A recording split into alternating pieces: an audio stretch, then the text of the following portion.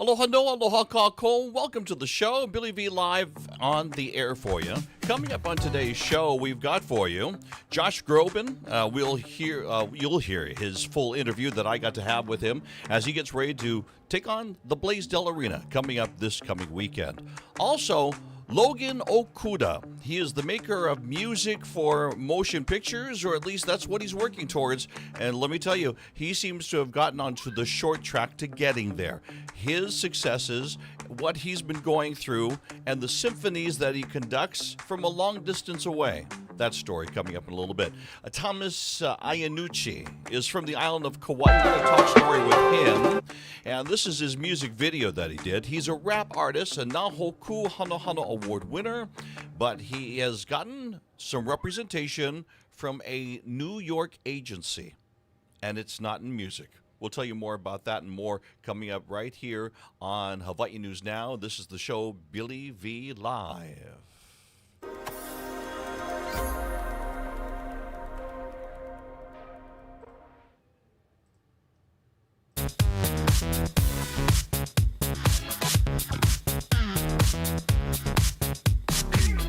Aloha no, aloha kako. Hope you're having a wonderful day. 12:33 Hawaiian Standard Time, and mahalo for watching Billy V Live, where we give you entertainment news and updates. We want to concentrate on some entertainment news right now and talk about a couple of entertainers. First of all, I want to mention Kanaka Fire. We're going to bring Kanaka Fire to you. They are from Hawaii Island, and of course, we wanted to bring that to you here, but we weren't able to have it for this show. So for next week, Kanaka Fire will be on here on the show.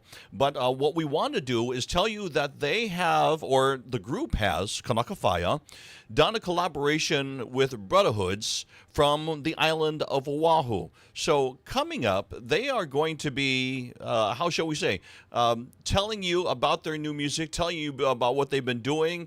And once again, they will be here in our studios coming up next week. And we look forward to having the boys here on the show.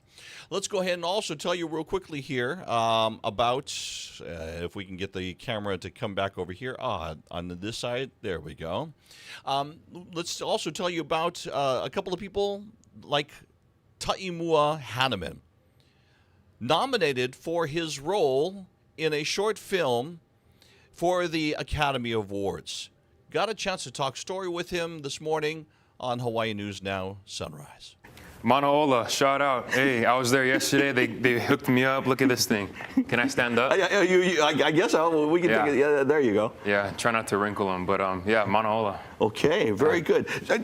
How long have you been acting now? 6 years. I studied in drama school, IDSA in LA for the last 3.5 years, and recently moved back. But 6 years total. This is not your first major role, is it? This is actually the second short film I've ever done. Right. So right out of drama school, I did this, and yeah, it was filmed in 2023. What was that like? Where'd you film it? Half in Altadena, and then the other half in Connecticut, New York. Wow. Yeah, for the Rolling Hills. That's nice. Yeah. They made it look really good. Really beautiful. No CGI, man. Okay. No AI. No, there you go. Yeah. Hey, you are already booked for other stuff. Yes, sir. What do you got cooking that you can talk about? I believe I can talk about it. One, the production right now, actually Hotel Street with Chris Kahunahana. So it's a psychological horror thriller that'll be, that we're in week 4 right now. And then Untamed series, season 2. Okay. So, yeah. And is that a series? It is, on Netflix. So you got a recurring role on that one? Yeah. Okay. Wow, on Netflix. Yes, sir. Okay, you must be excited about that. Very, yeah, and grateful for everyone that, has championed me thus far and supported me this way. Okay. Yeah. What school did you graduate from? St. Louis. Okay. Yeah, let's go. Let's go, okay. And what do you want people to know about who you are and what you do? Oh, man, I am an actor. I'm a human being. I'm an anchor of light, bruh, and just from Hawaii. I just want to represent, man, and that's what I'm here to do, and bring up the next generation of creatives, of artists, and champion those guys, and just support.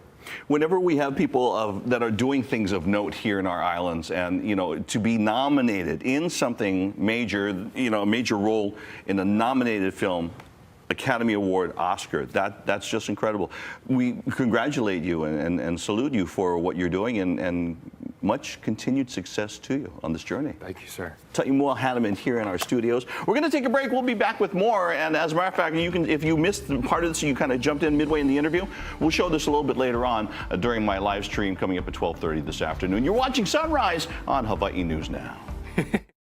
All right, once again, Taʻimua Hannemann getting to do extraordinary things as an actor on the small and big screen. Once again, a short film that has been nominated for an Academy Award. They didn't get it this year, but he still got a chance to be there and in front of the cameras, and congratulations to him.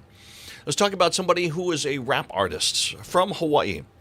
And his rap, if you've ever listened to his music, and I encourage you to do so because he comes from these islands, his lyrics tends to be about subject matter, about local people, just everyday stuff. And he's gotten 3 Nahoku Hanahana awards. But we had a chance to talk to him this morning, and he is now being represented by an agency in New York. Watch. Mainland, it's a new vibe. Now we're living in a strange land. Shout out to Enzo. That's my man.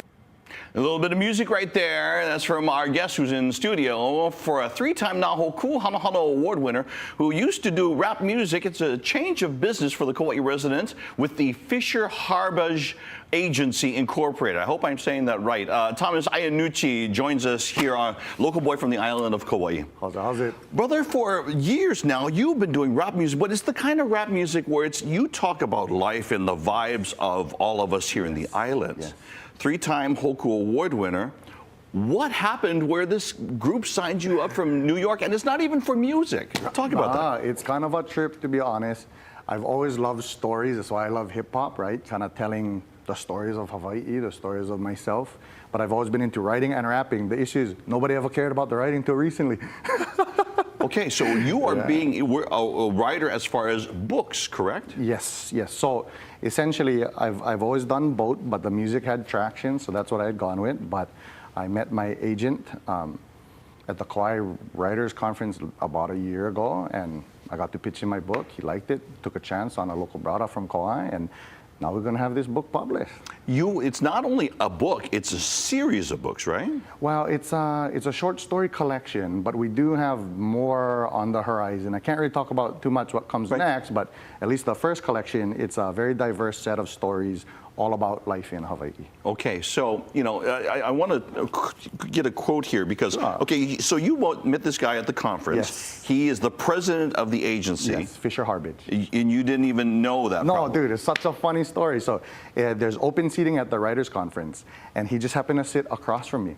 And it was a full table except me and him, just like this, right? And he sat down, and nobody else was talking to him because I guess the writers, we're all socially awkward, And so, but it was a little bit awkward because we're like staring at each other, making eye contact. And I mean, I'm not a rocket scientist, but he's a haole with a lei. Like, he must be somebody, but I never like be like that, Right. So I just started talking story just for not make things awkward, like just have a conversation. We never even talk about writing, but we hit it off, and eventually it did come up. He was an agent, I was an author, and he let me pitch him, and he liked it, and the rest, as they say, is history. Okay, so this is an instance where being and putting yourself in conferences and places to network actually makes it good for you. Yes, it is a little unusual. I've been told that you don't very often at all actually get signed from something like this. Particularly, it wasn't even like a pitch one-on-one session. It was total happenstance. So I'm very blessed. God is good. But it definitely doesn't hurt to do these kinds of things. Like everything in life, it's about who you know. Okay, Ryan Harbage, president of the agency, I want to read you this. He says, quote, in his writing, as in all his art, he seeks to challenge exterior perceptions of Hawaii in order to center the lived experiences of local people and tell the stories that define his home. How do you feel about somebody seeing your work and then saying that about you? I mean, it's so touching. That was part of why I signed with Ryan. I felt like he understood, even though he's from the mainland, he is an advocate for underprivileged people, and he understands my heart to advocate for the people of Hawaii, locals, Hawaiians, all of us. You know what I mean? I feel like a lot of times Hawaiians get stereotyped and locals get erased because if you're from Hawaii, they just think you're Hawaiian, right? Right. And I want to represent us well, and Ryan is very willing to help me do that. So once again, it's an agency that's out of New York City, and so we're going to be following the story. But once again, Brock, congratulations. Mahalo nui, cuz. Go get them. We'll take Yes, a sir. break. We'll be back with more. You're watching Sunrise on Hawaii News Now.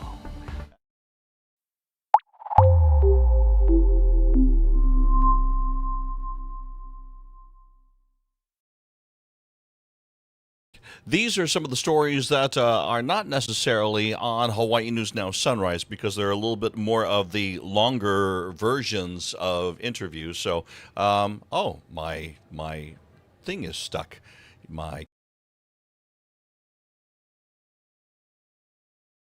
So we'll see if we'll just go to this one for the moment. I got a chance to talk to Logyn Okuda. His dad is a well-known cosmetic dentist who is in the past and present used by a lot of stars. I mean, a lot of the Hollywood actors and top singers will fly into Hawaii and they will use his services. But his son, Logyn Okuda, wasn't necessarily as interested in that as his dad was. As a matter of fact, I asked him, you know, what was it? Did you weren't interested in that? So, you know, where did the music come in?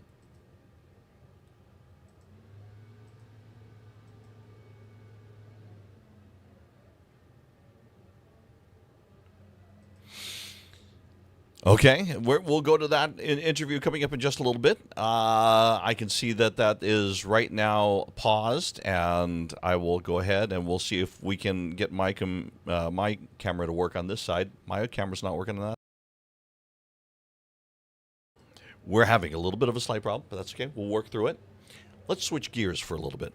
I got a chance to talk story with one and only, oh, you know what? They're telling me, engineers are telling me that we're good to go. Logyn Okuda, talking about maybe what his dad does isn't exactly what he wants to do. No, not quite. I wanted to write music for film and television. When did this come up? It started a long time ago. My dad and I would always go to the movies when I was a kid, and we would always see the matinee shows, and he would bring DVDs home.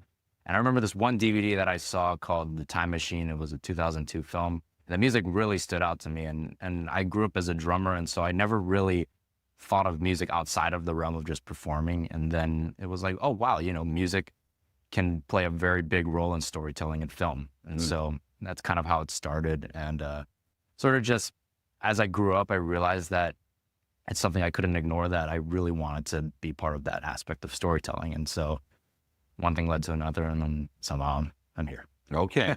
Now, wait a minute. So is drums your first instrument of choice? Yeah, I grew up as a jazz drummer. Okay. Any other instruments you play?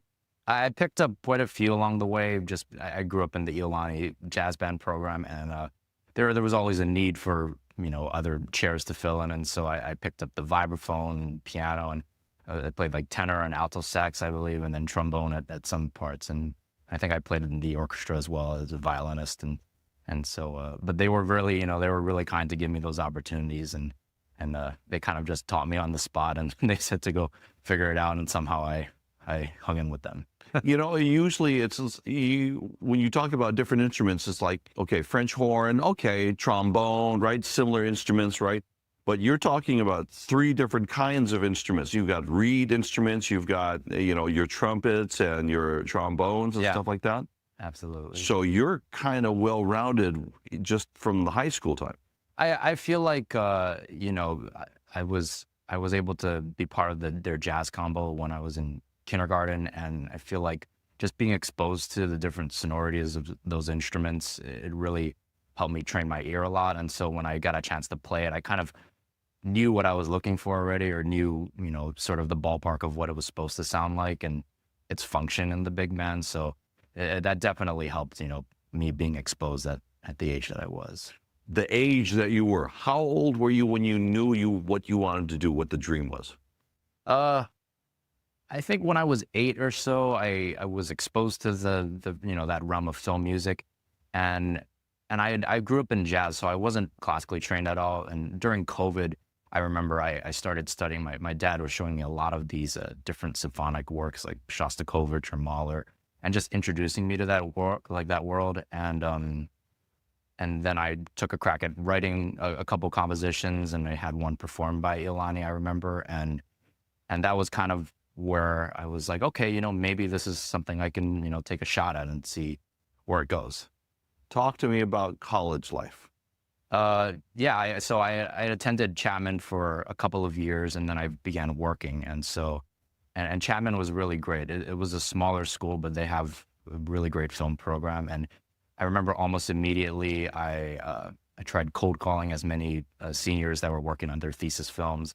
And I remember hearing back from maybe one of them out of the 15 that I cold called, but I remember that film sort of exposed me to all these different genres of writing because it was kind of an art piece in that way. And I remember I met the dean of the film school from there, Stephen Galloway, and he introduced me to their animation department. And so it was all of these opportunities that kind of just started coming in because it was a small school. I feel like people that I had worked with on other projects were doing their own things on the side, and so they asked me to be part of it. And so it was nice. A lot of those people become my friends that I'll go play pickleball with or go hiking with, and so it's awesome. You were not only writing your own music as in school, but as you went through college, you wrote your own symphony.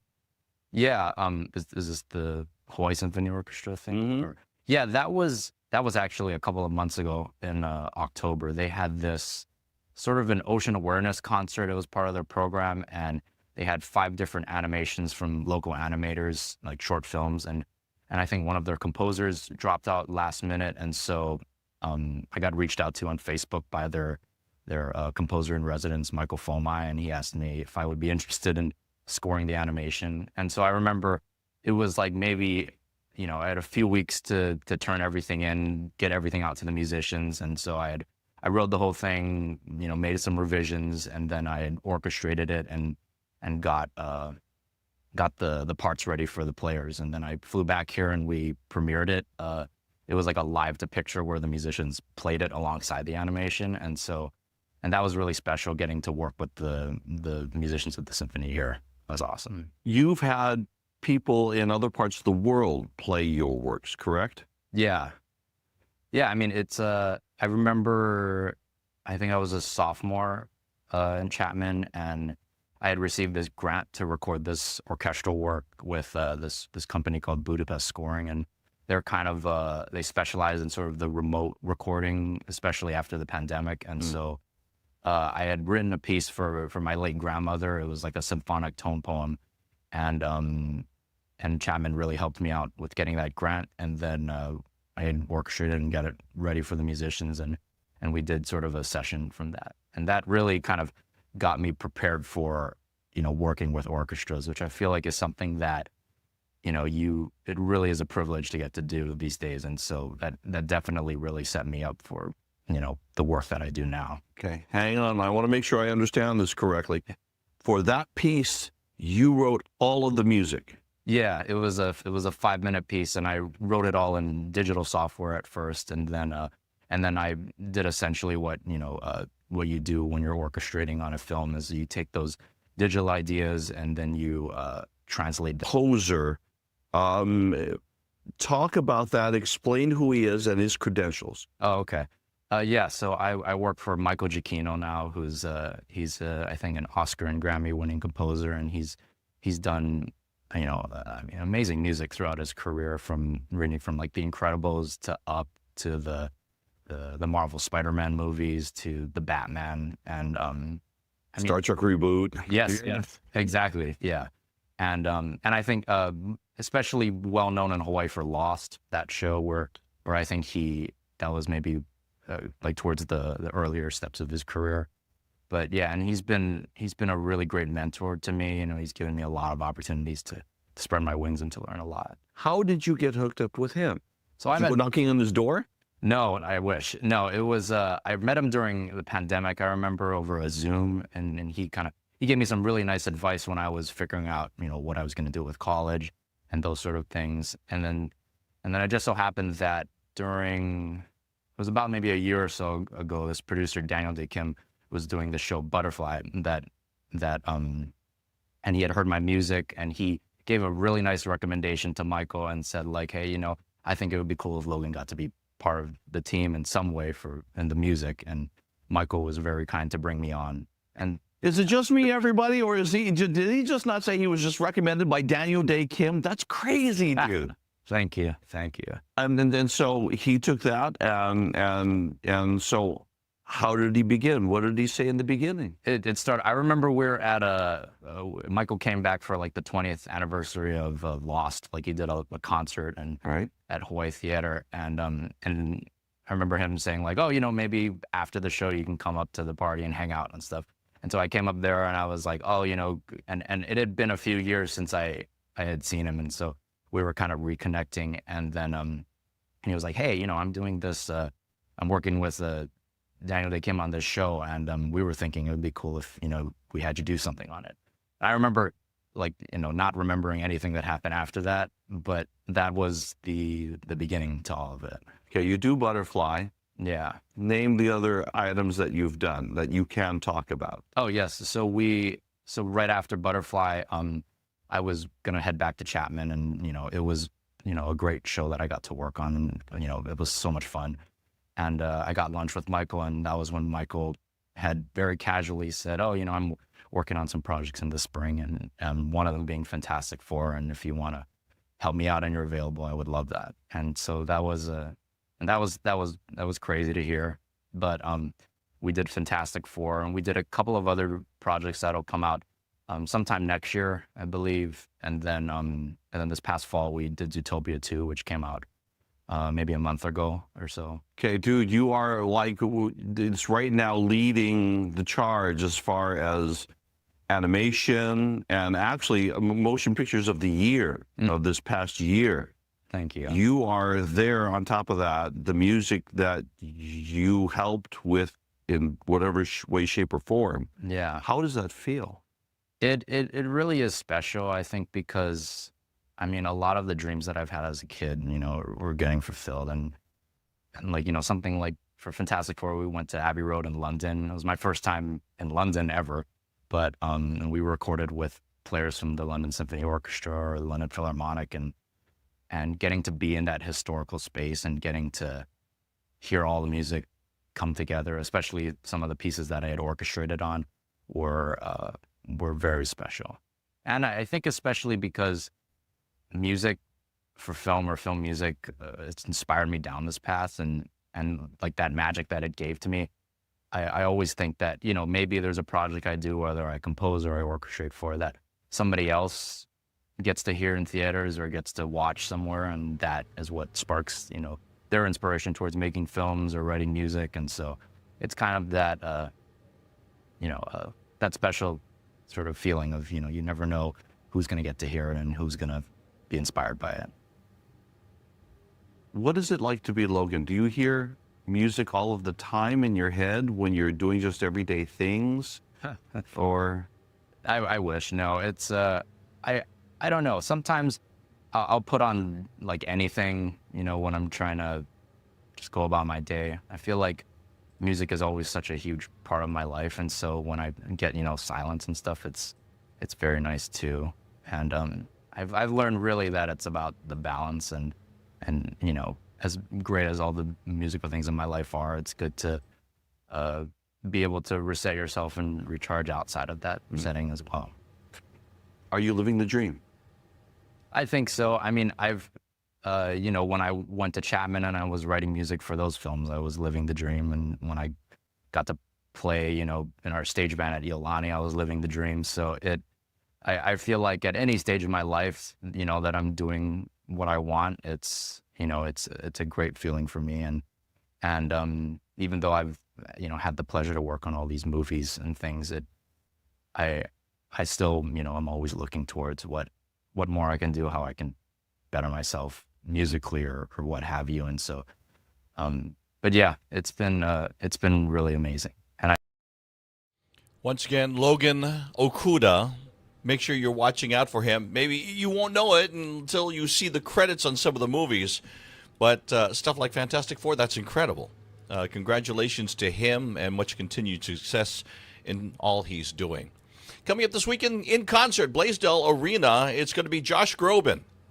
And he is on a world tour. And you know what? The first stop is here in the islands. So I asked him, okay, Josh, this is going to be stop number one. Why did you pick Hawaii to start your worldwide tour? Well, I can't think of a better place to just feel recharged and ready to, take on the world. It's a place, first of all, that I've wanted to visit my entire career. And it's held a special place in my heart. As we embark on this tour, we're so lucky that Hawaii was able to fit into our vision for the size and scope. I've wanted to visit Hawaii for a long time on tour, but getting the entirety of the show that I've wanted to do has taken some effort. So I feel so lucky that we get to do it this time. Will you be able to spend any time to just enjoy the islands, or are you just right now on that treadmill where you're going from location to location? We have 3 days in Hawaii, which I'm really excited about. One of those days is rehearsing, but it's one of those beautiful, incredible places that even when I'm working, it's impossible not to be taken by the culture, the natural beauty. It's a place that I love very much. So yeah, I'll be working hard to make sure the show is everything that I want it to be. But in my time off, it's not a bad place to have time off.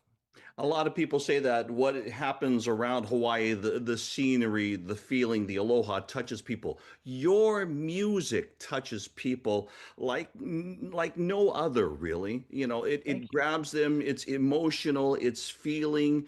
When you are there sitting in the audience, you're drilled in. How does that make you feel as a performer on stage? It's everything to me. I think that first of all, I want to say that the love that I've felt from my audience in Hawaii, I've felt for my whole career.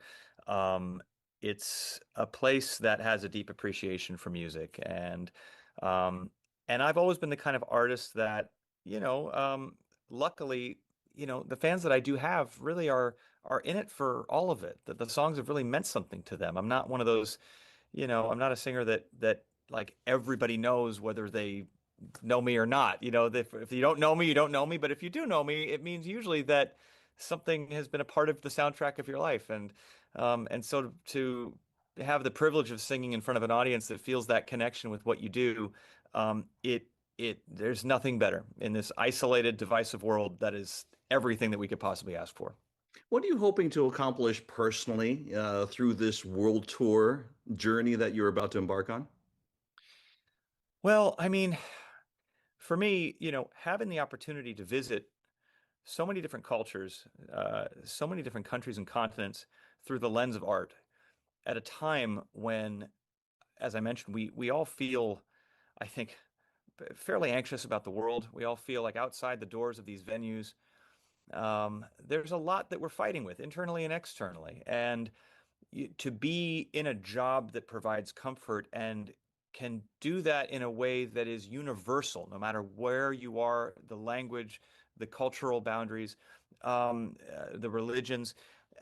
There is something about art, and especially, I think, music, that allows people to really, truly experience like no other way the beauty of our similarities. And I think that there has been no worse time certainly in my lifetime, uh, where we have all been fed every single day how we should be looking at our differences. And so what I would like to get out of this tour personally, and hopefully fans and audiences feel the same way, is that I need to feel that humanity again. I need to feel that connection and that universal love that I think we all need a reminder of that. And so that's the spirit we're going to be bringing into these shows, and I hope people feel it as well. Any message specifically for the Hawaii fans? Well, I have to start with an apology for the fact that it has been far too long for me to have finally a first concert. I have kind of let like perfect get in the way of the good. I have always said to myself, Hawaii is a place that I've always wanted to play. If and when I ever play Hawaii, it has to be the whole big. I have to do the big show. I've had opportunities to come and do little shows when I've been doing big shows, and I'm going, no, I want to bring the whole thing to Hawaii. And sometimes that, from a scheduling standpoint, having to use a plane instead of a bus, has been tricky. So I want to say thank you for your patience.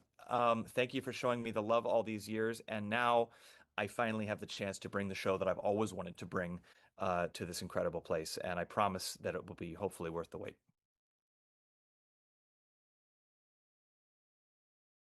Once again, that's Josh Groban, who's going to be here in concert at Blaisdell. And that's going to be coming up this weekend. Hopefully you've got your tickets. If not, go get them now. And once again, mahalo to Josh Groban for allowing us to talk story with him.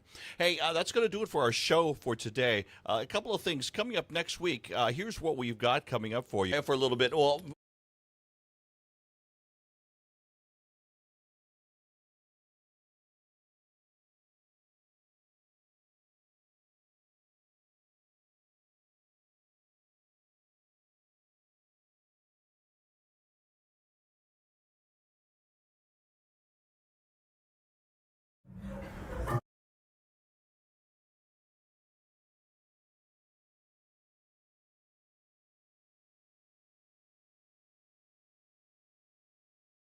being with us here on Billy V Live.